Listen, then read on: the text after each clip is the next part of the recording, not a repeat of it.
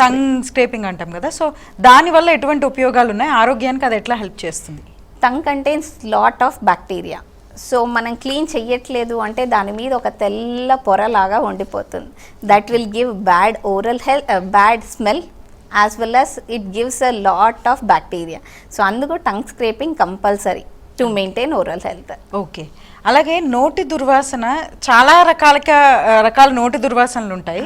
అసలు కొంతమంది బ్రష్ చేసుకున్న తర్వాత కూడా వెంటనే నోటి దుర్వాసన వస్తుంది, దీనికి కారణం ఏంటి?